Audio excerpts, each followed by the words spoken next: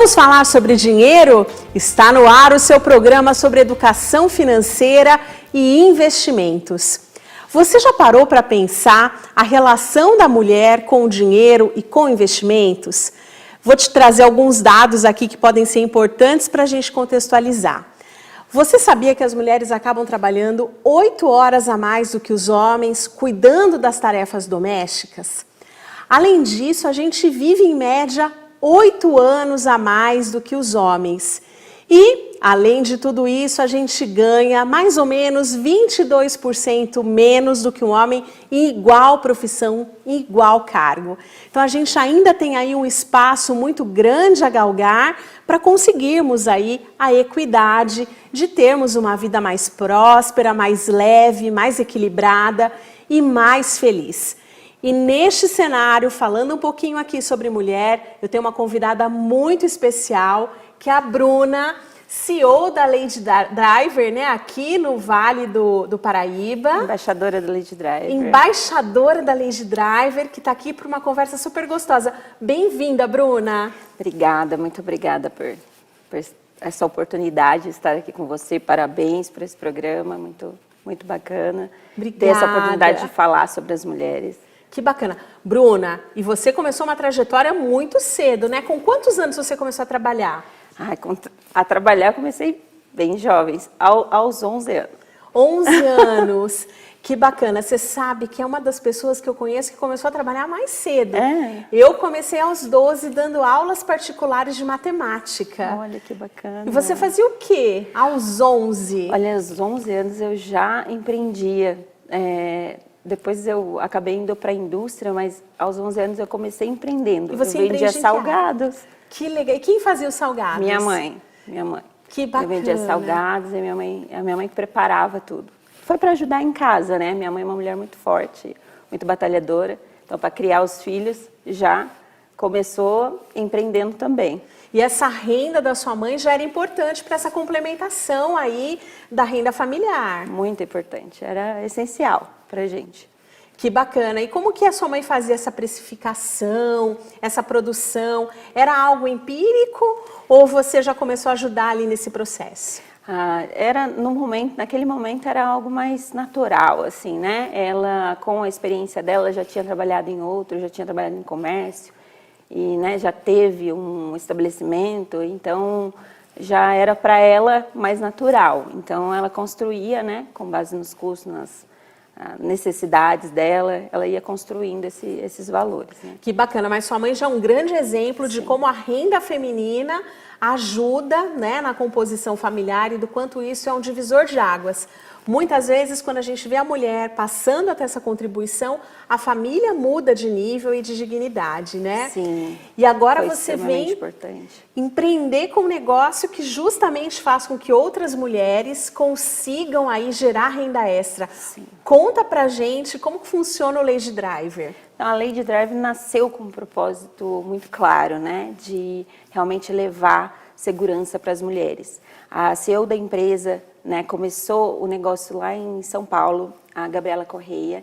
Ela sofreu um assédio dentro de um transporte, né, utilizando um aplicativo, e ela pensou na hora, o que eu posso fazer, como eu posso fazer para ajudar as mulheres a resolver esse problema, essa dificuldade que eu tive.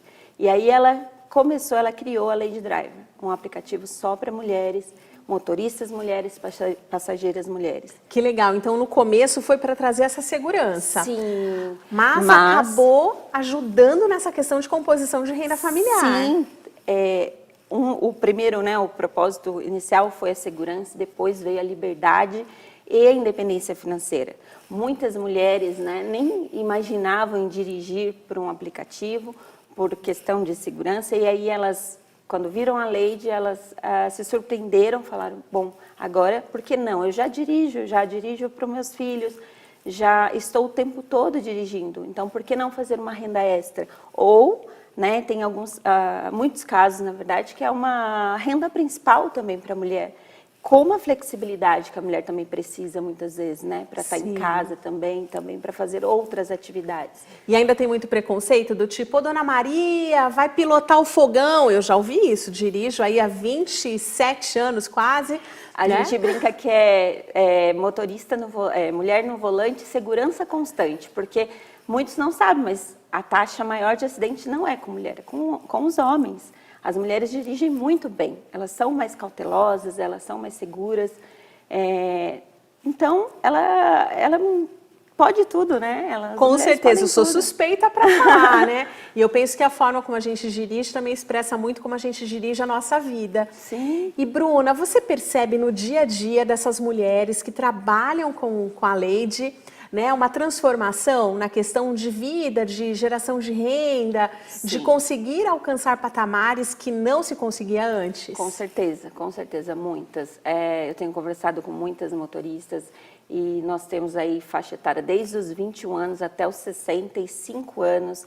Então, mulheres em várias fases da vida e que estão aí dirigindo e conquistando sua independência financeira ou sua renda extra e encontraram uma nova profissão, uma profissão que traz toda a liberdade. Muitas amam dirigir, né? Então, estão realizadas mesmo no trabalho. Que bacana. E a renda dessa profissão é uma renda variável. Sim. Ela está diretamente relacionada ali, né? A demanda por pessoas que queiram se deslocar e também pelo tanto de empenho que a pessoa vai se dedicar. Eu vou me dedicar 4 horas, 5 horas, 6 horas. Sim. E a educação financeira para essas motoristas, você também entende que seja algo relevante para ser tratado? Muito importante, extremamente importante. Educação financeira salva a nossa vida. Eu sou encantada, porque eu já passei por essa transformação. Então, acho incrível, tem que ser trabalhado.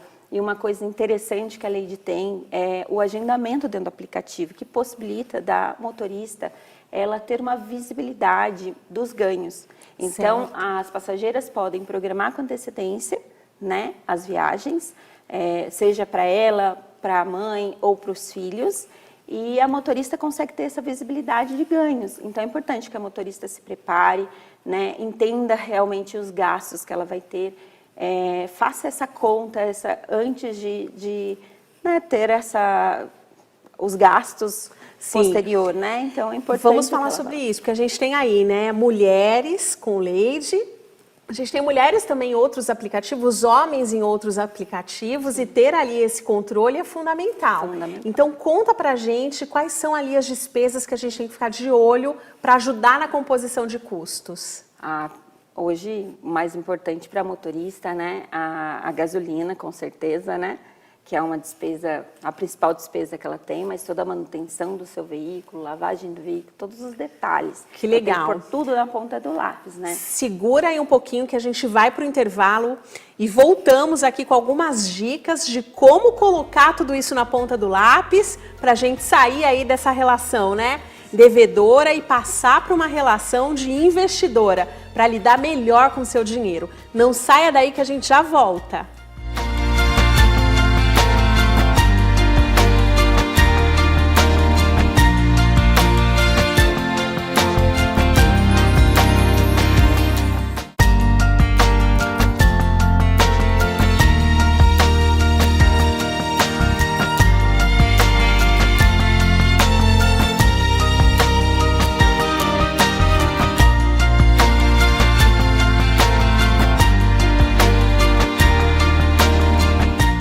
Estamos de volta com o seu programa sobre educação financeira e investimentos. Se você ainda não nos segue nas redes sociais, passa por lá, @Luciane Quedo. Lá no YouTube, vamos falar sobre dinheiro, Luciane Quedo, e também lá no www.rv4investimentos.com.br. Você percebeu como que a inflação tem atingido aí os custos de uma maneira exorbitante? E uma das coisas que a gente tem mais sentido no bolso é o preço do combustível. Gente, é assustador, né? Aqui em São Paulo tá caro. Para quem está nos assistindo de fora, a gente tem um público bem grande de outros estados, é mais caro ainda. E saber cuidar bem também ali de como economizar combustível nos ajuda no dia a dia. E para quem é motorista de aplicativo, para quem é motorista, por exemplo, de táxi, meu pai foi taxista durante 35 anos, é fundamental, né, Bruna? Fundamental estar de olho aí no preço do combustível, tanto na gasolina quanto no álcool, né? Fazer a continha para ver o que vale a pena. Que legal, e é sempre aquela dúvida, né? Sim. A maioria dos carros são flex. Aquela dúvida, o que vale a pena? Coloco Coloco gasolina ou coloco álcool? Qual que é a dica que você dá? Como é que a gente sabe se vale a pena ou não? Tem que fazer a conta. E hoje, como está todo dia está variando muito o preço do combustível, é fazer a conta todo dia. E qual que é a conta? Hoje em dia tem os aplicativos que ajudam muito, né? Que colaboram muito para facilitar esse dia a dia. Porque o motorista está na correria, então precisa... né, de usar um aplicativo que ajude. Mas sempre, né? Uma dica aí para quem nos assiste, ó, sempre que a gasolina tiver ali, né, a proporção gasolina-álcool e o álcool estiver custando mais do que 70% do preço da gasolina, vou de gasolina. Sim. Se tiver menos do que 70%, vou de álcool. Sim. E tem dicas para a gente economizar no combustível na hora de dirigir? Faz diferença? Eu acho que tudo faz diferença. O carro, manter o carro direitinho, manutenção todo em dia, vai ajudar também, né? No seu dia a dia ali, então tem... Não sair correndo na hora que quebra, eu já faço a manutenção preventiva, dou uma olhada nos pneus, né, no óleo. Isso faz toda a diferença no consumo, né? Então é importante que a motorista... Manter os pneus calibrados e balanceados. Total, exatamente, manter eles sempre ali em dia. Mas a manutenção geral, né? Eu acho que a motorista ela tem que já considerar um valor mensal ali para essa manutenção. Então, do que eu ganho, eu tenho que separar a parte, né? Para abastecer o meu carro de combustível para continuar trabalhando. Tenho que pegar uma outra parte e já colocar ali, né? Para o desgaste dos pneus, para a manutenção do veículo. Exatamente. E aí entra um outro ponto, né, Bruna, que é a questão da reserva de emergência. Tem momentos que, gente, você vai pedir aplicativo, eu vou muito a São Paulo ou em São José, quase não tem ninguém trabalhando, o preço normalmente acaba sendo um pouquinho mais alto, a demanda é maior. E tem dias, né, que as pessoas não querem usar nessa fase mais restritiva. É importante, na sua visão, ter uma reserva de emergência para esses momentos em que o consumo é menor? Com certeza, com certeza. A reserva de emergência acho que tem que fazer parte da nossa vida, né? A gente tem que considerar para se sentir mais seguro, né? Então, a reserva de emergência tem que ser feita. Eu sei que é muito difícil, né? Infelizmente, né? No nosso país, muitas pessoas têm um salário que já fica ali limitado, né? Aos gastos, às necessidades, mas tem que fazer um esforço aí para ter aquela reserva de emergência para você se sentir mais seguro no dia a dia. Sim, e como é que a gente faz isso, gente? É muito importante que no momento que a nossa renda entre, a gente já pega aquele valor e já divida, né? 50% a gente usa ali para nossa manutenção do estilo de vida. Eu vou pagar, né, o meu aluguel, a comida, a luz, a água, o gás, o básico. Depois eu pego ali mais 30% para usar com outras coisas. Lazer, uma viagem, um sonho. E aí pego 20% todos os meses e guardo. Separo para constituir essa reserva para o futuro. A primeira reserva é a reserva de emergência, que é aquela que vai nos dar sustentação para passar por um horizonte de momentos que não são ali previstos. Eu sempre digo, gente, que a emergência ela vai acontecer. A gente só não sabe o dia e a hora, mas ela vai acontecer. E quando eu tenho isso constituído, aí eu começo a olhar para um horizonte de maior prazo, né? Que é olhar a independência financeira, aquele dia que eu não preciso mais trocar aquele sonho, né? A minha força de trabalho por dinheiro. Fazer o dinheiro trabalhar para você, que todo mundo quer, né? Exatamente. Colocar o seu dinheiro para trabalhar. Exatamente. Bruna, e que dica você daria para a pessoa que está nos assistindo, às vezes numa situação difícil, que tem um trabalho, né, que não satisfaça ali as suas necessidades, porque sempre são duas pontas, né? Eu brinco que a boca do jacaré, gente, quem me acompanha aqui, eu sempre digo, né, que ou a gente corta despesas ou a gente aumenta receitas. E para quem está numa situação de desencaixe, que dica você dá para que as pessoas persistam na obtenção de mais renda para levar para suas famílias? Eu acho que o primeiro passo, na verdade, é fazer esse check-up, vamos dizer, fazer esse mapa seus gastos, né, como você comentou. Primeiro tem que avaliar se dá para cortar despesas, depois, né, avaliar se eu preciso, não dá para cortar, não tenho o que fazer, então tem que ter uma renda extra, né? Então, logo que eu saí da indústria, comecei a pesquisar vários negócios e, assim, tem uma infinidade de coisas. A internet hoje é uma maravilha, né? Tem muitas possibilidades para todas. Então, é importante sempre a gente buscar algo que a gente gosta de fazer. Então, é possível encontrar uma outra fonte de renda para conseguir construir aí, né, além da reserva de emergência, né, a sua independência financeira, que é extremamente importante hoje em dia, né? A independência gente não pode mais contar com a aposentadoria, né? Não dá para contar com a aposentadoria, né? Não dá para contar só com o governo. E quando a gente fala de independência financeira, é ela também que nos permite não nos mantermos em relações abusivas. Exatamente. Seja com o chefe ruim, nos dá liberdade. Seja em casa, né? Da gente poder ter liberdade. Bruna, excelente conversar com você. Deixa aqui pra gente suas redes sociais, por favor. Nossa rede é Lady Driver Taubaté, Lady Driver Tremembé, Caçapava e Pindamonhangaba. Nós temos 4 redes sociais. Que legal. E quantos motoristas são? Então você está em Taubaté, Pinda, Tremembé e Caçapava. E quantas motoristas ao todo serão em torno de 700 motoristas ao todo. Então, que legal. Vai ter muita oportunidade de emprego para as mulheres aí na região. 700 mulheres podendo gerar renda adicional. E outras tantas mulheres podendo se locomover com mais segurança. Com mais segurança, com mais liberdade, ir para onde ela quiser, com a roupa que ela quiser, com toda a liberdade que ela merece. Que legal. Prazer enorme ter você aqui, igualmente. Bruna. E você não saia daí. A gente está indo para o intervalo, mas eu volto daqui a pouquinho.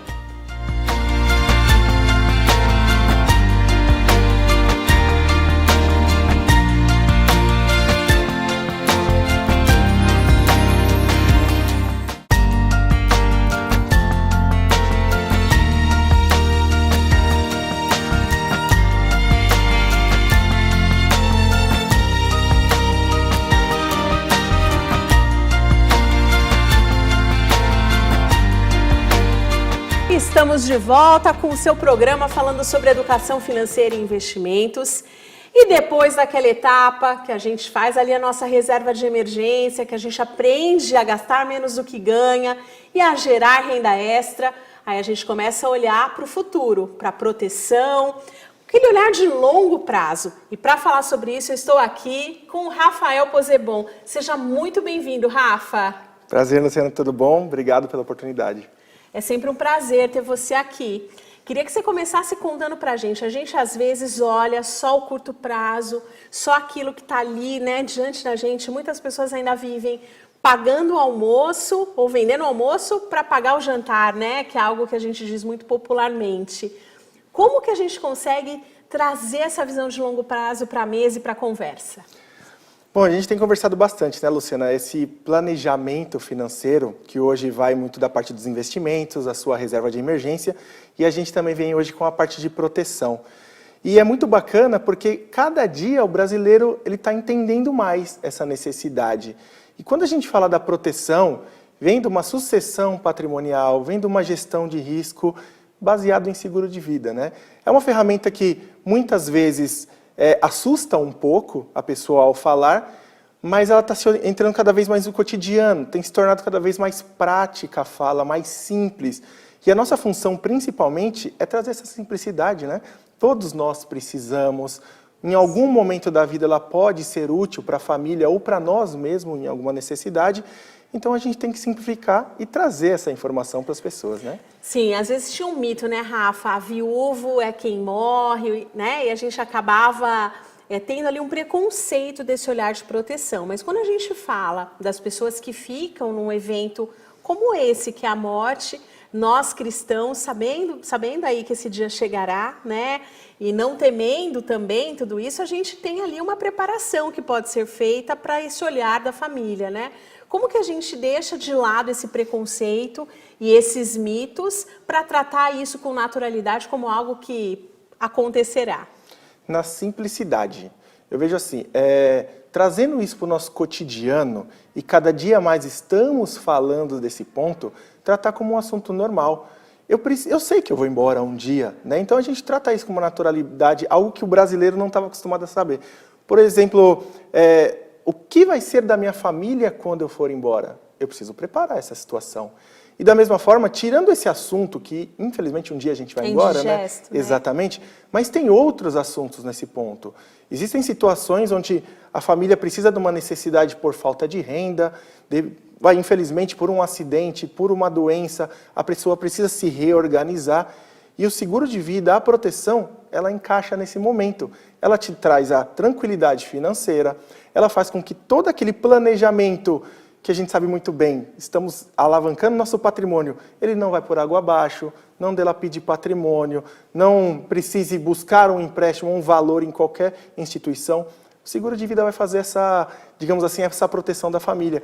E essa, digamos assim, tranquilidade, essa calma na hora de passar esse assunto, é o que nós, como profissionais da área, traz a conscientização para cada família. Sim, porque no fundo são dois grandes riscos, né? O primeiro é da gente demorar muito para partir, para ter a alta celestial, como muitos dizem, né? Para chegar lá na longevidade, 90, 100 anos, algumas pessoas depois dos 100 anos. E a outra grande questão que é colocada em risco é da gente partir amanhã e deixar alguns assuntos sem resolver. Então, o seguro de vida vai nos ajudar nesse olhar? Vai ajudar em todas essas partes, tanto numa ida precoce, digamos assim, numa falta precoce do familiar, da pessoa, da família, porque querendo ou não, temos responsabilidade se temos algum patrimônio em nosso nome, temos também uma divisão, né, a pessoa que traz a renda para casa, pagar todas as contas é extremamente importante. Infelizmente, a gente vê uma família que não tem esse planejamento, ela tirando muitas vezes filhos da escola, trocando de residência, enfim, não conseguindo pagar essas contas, que é muito importante, né? E se falar em longevidade, que isso vem à tona, né? Estamos vivendo mais, graças a Deus, nós temos que preparar também a nossa terceira idade. E óbvio que a ferramenta do seguro de vida, junto com o investimento, junto com uma previdência, são 3 pilares extremamente importantes para você ter um planejamento futuro de uma forma muito bem equilibrada, né? Cada uma com seu contexto equalizado do que a pessoa precisa. É verdade que existem seguros de vida que a gente pode resgatar mesmo em vida? Existe. A gente traz, né, as seguradoras trazem cada vez mais o conceito da pessoa poder utilizar em vida, né? Então, esses seguros estruturados, chamados seguros resgatáveis, olhando na ótica do seguro, vamos pensar sempre assim, é um seguro vitalício na sua grande maioria. Então, eu como especialista sempre estou pensando no seguro para a família utilizar em algum momento. Então, vamos falar do seguro vitalício. Porém, algumas seguradoras, elas trazem essa característica de você poder fazer esse resgate. É aquela situação, eu paguei um seguro durante todo o tempo, quitei o meu seguro, que é possível, e eu não uso ele, eu não tenho esse valor de volta. Não, acontece, pode ter lá na frente. Então, nesse planejamento, numa terceira idade, o seguro ele já não tem tanta aquela importância, porque já foi tudo muito bem direcionado, exatamente. Pode sim ter essa possibilidade do resgate. Que legal. Outra coisa que é assim relevante, né, é que eu não contrato o seguro de vida quando eu quero, eu contrato quando eu posso. Você considera isso uma verdade? Extrema, uma verdade extrema. Falar a verdade, esse é o ponto do seguro de vida, né? O que as seguradoras trazem hoje é uma análise prévia de cada pessoa antes de emitir uma apólice. Então a pessoa sim, ela precisa estar com uma saúde aceitável pela seguradora. Então, essa pré-análise é feita de uma forma crítica por todas as seguradoras que estão trabalhando aí no mercado, né? Então, se uma pessoa tem alguma situação, algum tratamento de doença, ela vai ser avaliada. Em algumas situações, a seguradora pode até rejeitar essa pessoa. Rafa, e é verdade que quem não fuma tem seguro mais barato muitas vezes? Tem. Não só quem não fuma, como pessoas que praticam atividade física. Isso daí faz bastante sentido, porque vamos pensar, a pessoa que ela cuida da sua saúde, tem o hábito saudável, alimentar, prática de esportes, não fumante, a chance de desenvolver uma doença ou ir precocemente, ela é menor, né? Ela é reduzida. Que bacana. Tá vendo, gente? Cuidar da saúde integralmente. Olhar aí a questão, né, do exercício físico, da boa alimentação, de não fumar, pode te ajudar a economizar, viver uma vida melhor e também acessar produtos que você não poderia se isso não fosse verdade. Rafa, obrigada por estar aqui com a gente. Deixa aqui pra gente suas redes sociais. Luciana, eu que agradeço. Minha rede social é rposebon e também RV4 Investimentos no Instagram. Então, convido a todos a nos acompanhar e trocar essa ideia sempre que necessário. Foi um prazer. Prazer foi todo meu. E você, te espero na próxima semana, sempre com um programa inédito, aqui na RVC TV, logo depois do jornal, às 8h30, toda segunda-feira. Enquanto isso, acompanhe a gente lá nas redes sociais. Luciana Iquedo no YouTube, Luciana Iquedo lá no Instagram. A gente se vê na próxima semana. Até breve!